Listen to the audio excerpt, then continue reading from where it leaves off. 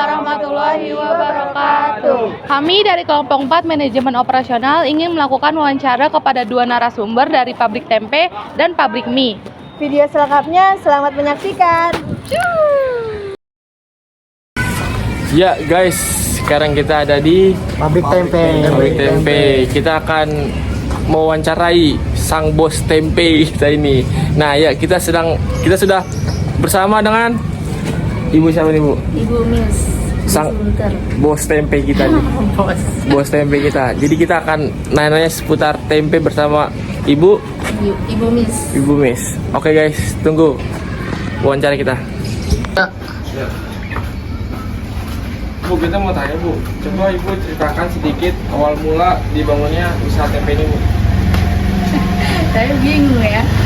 Ini semua kan bapak saya yang awal ini. Saya mah tinggal ngurusin aja ya. Oh, berarti ini usahanya sebelum dari orang tua Ibu ya? Oh, diturunin ke Ibu. Nah, saya juga baru ini sih ya, baru awal mulai dagang tempe. Belajar dari bapak. Kedua Bu, bagaimana Ibu mau kan efisien dalam proses produksi tempe pabrik ini? Jadi itu biar kayak apa namanya? Kayak lebih cepat gitu, apa dan cara gitu. Ya, kita produksi kita 3 hari itu produksinya ya, sampai 3 hari itu langsung besok 3 hari itu jadi dijual ke pasar. Oh, berarti itu produksi itu selama 3 hari? Iya, prosesnya 3 hari dijual sampai ke Pasar. Terus yang ketiga Bu, apa langkah-langkah yang diambil untuk memastikan proses produksi tempe tetap konsisten? Ya, kita jaga kualitasnya. Biar pelanggan itu nggak kemana-mana gitu. Bagaimana formulasi bahan baku yang optimal untuk meningkatkan kualitas dan daya tarik produk tempe dan produk ini? Jadi apa tuh Bu yang membuat tempe Ibu tuh beda dari lain Bu? Oh, jadi gitu loh. Jadi ya kita itu kan kayak tempe kan buang kulit ya. Kita ada yang nggak buang kulit, jadi dari kulit kedelai itu harus kita bersih, menyaringnya itu. Itu tempe Ibu itu tuh benar-benar bersih Bu, sampai kulit-kulitnya itu udah nggak ada tuh Bu? Nggak ada. Benar. Kulit juga ada. Jadi apakah ada proses khusus Bu yang ditunjukkan pabrik tempe untuk meningkatkan minat pelanggan? Ya ada. Itu kita ada proses tempe supaya pelanggan mau pelanggan beli gitu. Pelanggan tambahin dong. Pelanggan itu cepat. Jadi ada tambahan lah Bu ya, bonus gitu misalnya ada pembelian gitu. Oke Bu, jadi pertanyaan selanjutnya, teknik pengelolaan apa yang digunakan untuk membuat tempe? Teknik-tekniknya apa aja gitu yang untuk direbus, Direbusan direndam, terus besoknya kita begini. itu kedelainya ya? Ya, ada proses tuh. Terus habis digiling, dan itu kita cetak. Cetak. Besok lagi kita ditimbang ke Udah siap diedarin lah. Ya. Siap. Oke. Oh, itu apa strategi Ibu untuk memastikan pelayanan dan konsisten dan berkualitas bagi pelanggan? Untuk kualitasnya mungkin kayak Ibu menjaga kualitas tempenya atau gimana? Ya, dengan kualitasnya biar bagus gitu. Jadinya biar enggak ini sih. Biar pelanggannya tuh nggak kabur gitu. Nah, maksudnya tuh tempenya tuh jaga lah, kan ada yang muda ya, karena kan tempenya langsung juga udah jadi tuh. Itu kan biar kualitasnya tuh jadi ragi tuh ditambahin, dia tuh kita tuh biar cepet tua seperti ini. Kan ada raginya juga. Nggak bisa. Itu namanya biar tempe, ragi tempe.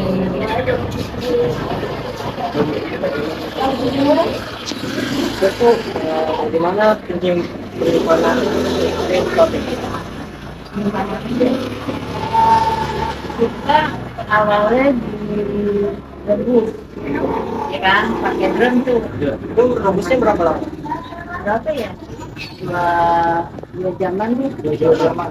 Terus taruh di drum, Terus besoknya kita giling, kita cetak, jual.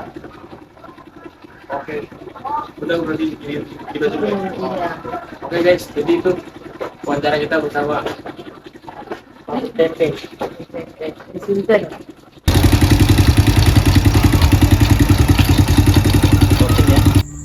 Ya, jadi ini adalah bahan baku untuk membuat tempe. Jadi setelah bahan baku ini direbus, diolah, ditaruh, direndam di dalam sana. Besoknya di Selama berapa hari, Bu? 3 hari. 3 hari. Boleh lihat ini, Bu? Boleh. Jadi ini tempat-tempat untuk menaruh tempenya. Direndamnya selama 2-3 hari.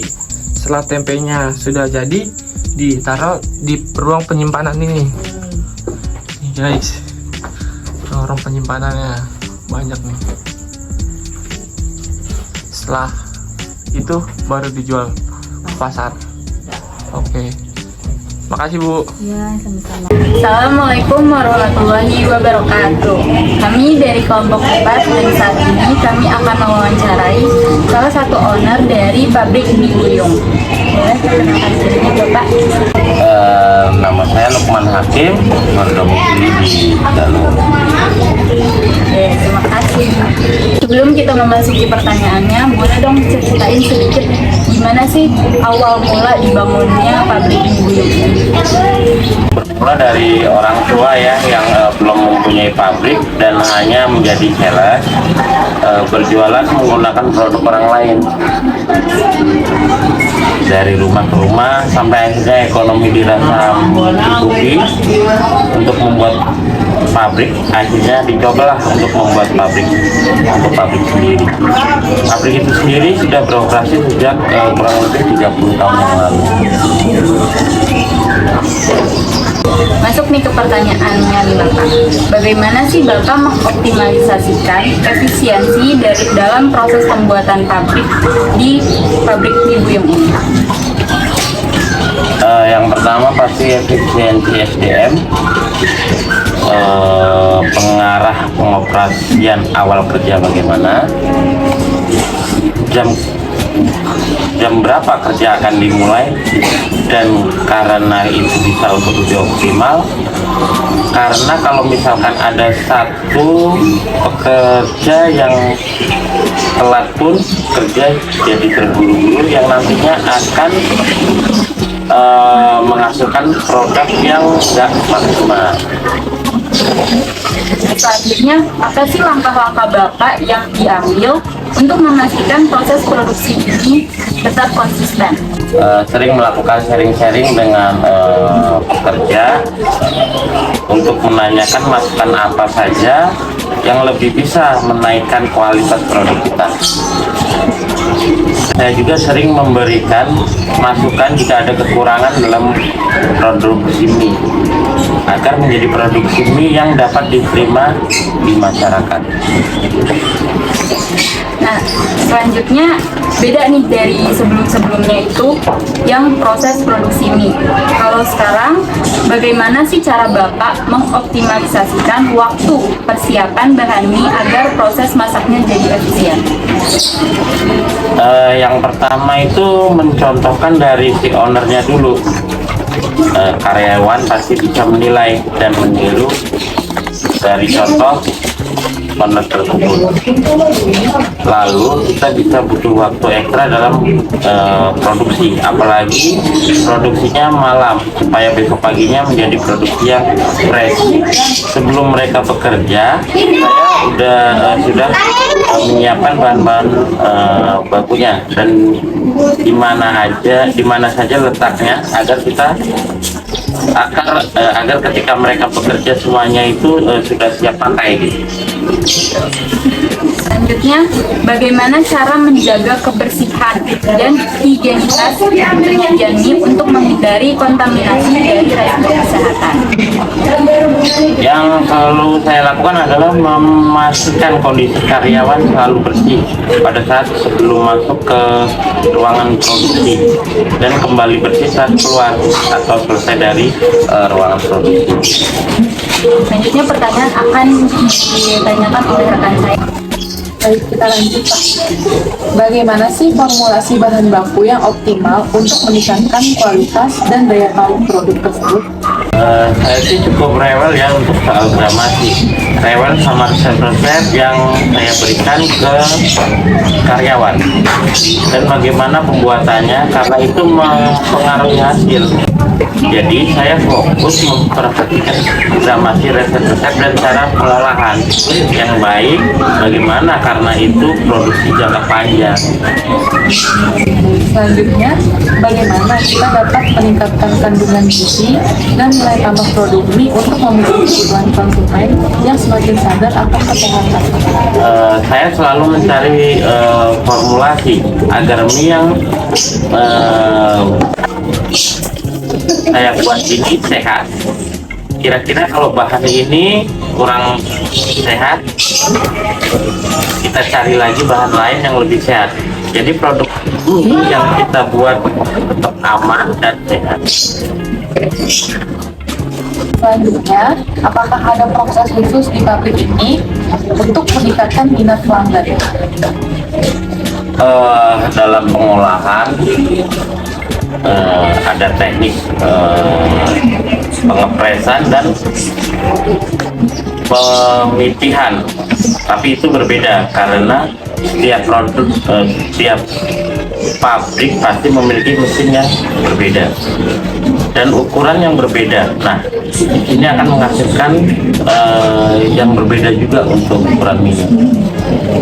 Pertanyaan selanjutnya, bagaimana budaya atau kebiasaan karyawan pabrik ini dalam mempengaruhi cara proses yang dijalankan dan dikelola?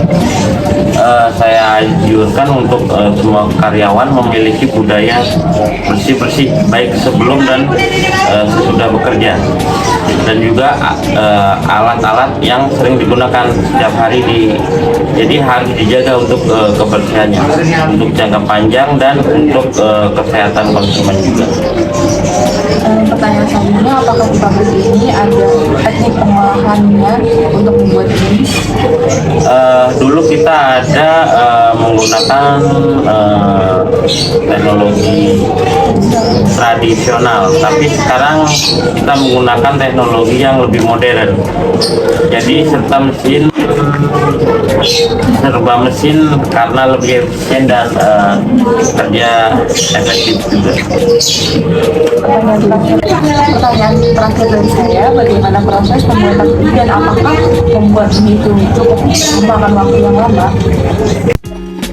Kalau produk selain mie, pembuatan mie lebih cepat dalam waktu setengah jam saja.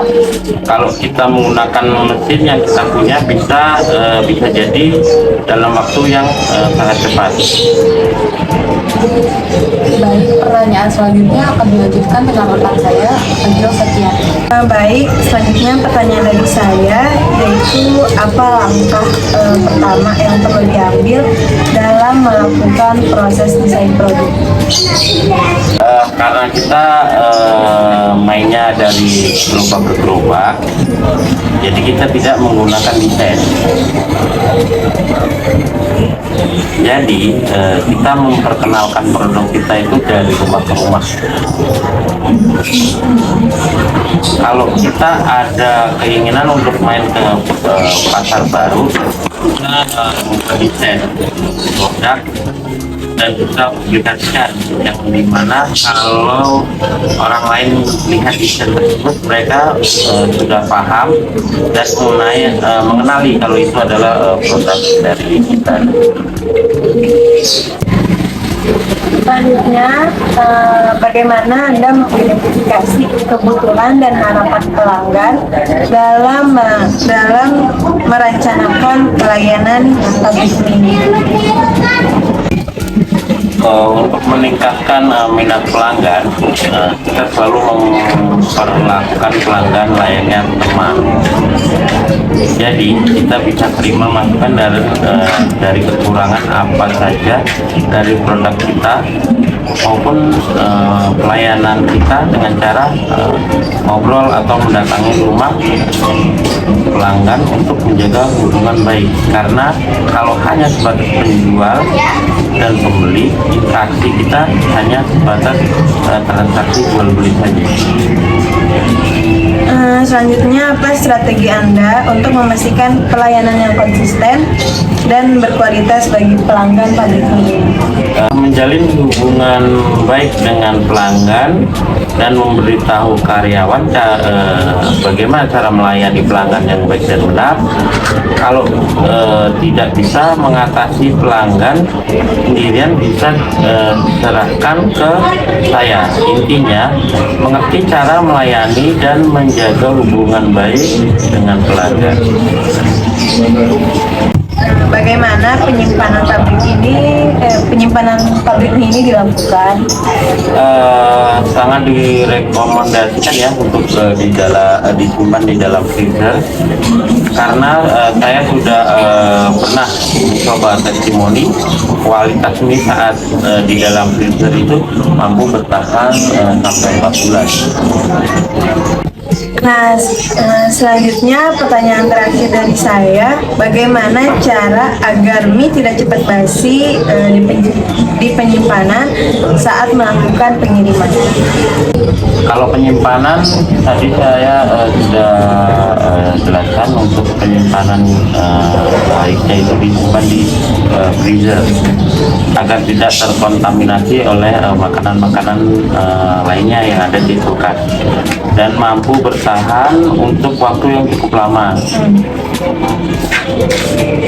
Saya juga sudah mengkonsultasikan hal ini dengan teknikal dan beliau mengatakan aman-aman saja. Kalau untuk pengiriman biasanya kita kirimkan sudah dalam bentuk gulungan yang dilapisi oleh koran, karena kita mengirim ini juga ke wilayah-wilayah yang cukup jauh ya. Berikut itu pertanyaan dari kami Bapak. Terima kasih untuk Bapak Lukman sebagai narasumber dan jawabannya. Sekian dari kelompok kami. Kurang lebihnya mohon maaf. Assalamualaikum warahmatullahi wabarakatuh.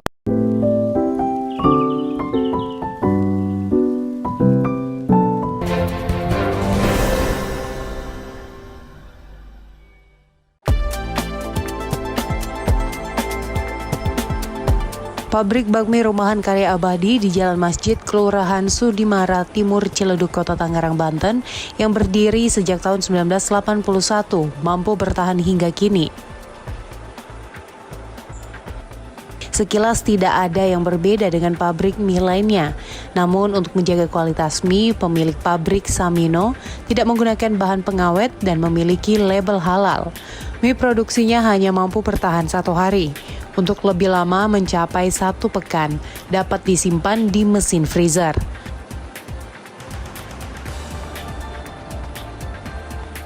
Berbagai tantangan zaman telah dihadapi Samino, mulai dari krisis moneter di akhir tahun 1990-an hingga terbaru pandemi COVID-19 dan perang Ukraina. Namun pabrik mie rumahan ini mampu bertahan.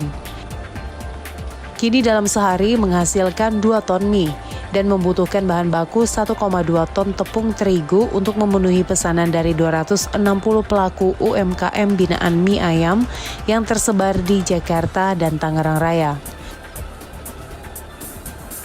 Harga jual mie karya abadi ini mulai dari Rp19.000 hingga Rp25.000 per kilogram, tergantung tebal tipisnya mie. Selain menjual kepada UMKM binaan, bakmi karya abadi ini juga dijual kepada masyarakat ataupun pedagang mie ayam lain.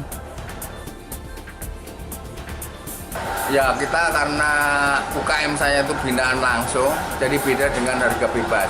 Kalau harga bebas mungkin sekarang naik terigu, besok dinaikkan. Kalau saya karena UKM saya itu benar-benar saya bina, ya itu agar memberikan kesempatan untuk menaikkan dulu, baru terigu saya naikkan.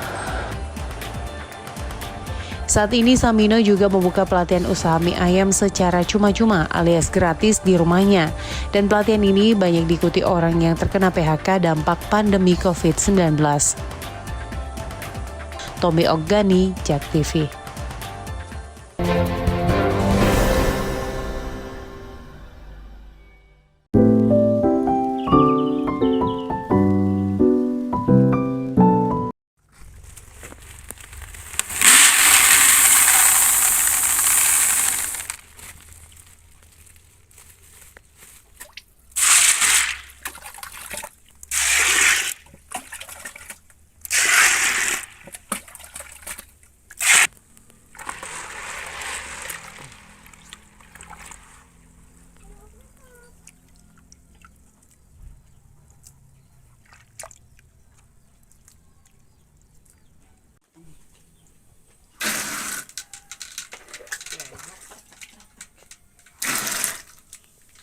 kasih. Kevin karena menang banyak panas.